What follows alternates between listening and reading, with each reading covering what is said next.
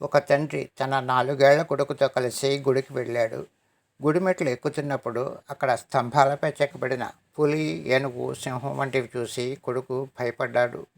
నాన్న పరిగెత్తు, పులి మనల్ని తినేస్తుంది అంటూ భయంతో ఏడుస్తున్నాడు. తండ్రి కొడుకుని ఎత్తుకుని సముదాయిస్తూ, భయపడకు, అవి ఒట్టి బొమ్మలు, నిజమైనవి కావు, మనల్ని ఏమీ చెయ్యవు అన్నాడు. కొడుకుని స్తంభం దగ్గరికి తీసుకువెళ్ళి ఒక సింహం బొమ్మను పట్టుకుని చూడమని చెప్పాడు. అవును, ఇవి బొమ్మలే, మనల్ని ఏమీ చేయవు అన్నాడు కొడుకు సింహం బొమ్మను తాకి చూసి. ఇద్దరు గుడి లోపలికి వెళ్ళి దేవుణ్ణి దర్శించుకున్నారు. గుడిలోంచి బయటకు వస్తున్నప్పుడు కొడుకు అడిగాడు, నాన్న, బొమ్మ సింహాలు, పులి వంటివి మనల్ని ఏమీ చేయనప్పుడు బొమ్మలా ఉన్న ఆ దేవుడు మనల్ని ఎలా కాపాడుతాడు?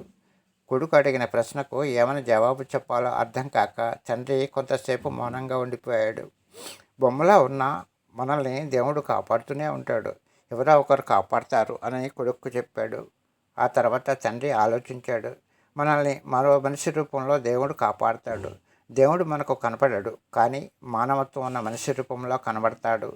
ఈ ఆలోచన కలిగాక ఆ తండ్రి మానవత్వం ఉన్న మనుషులను కనుగొనడం మొదలుపెట్టాడు. దేవుడితో పాటు మానవత్వం కలిగిన మనుషులకు కూడా చేతులెత్తి నమస్కరించడం మొదలుపెట్టాడు.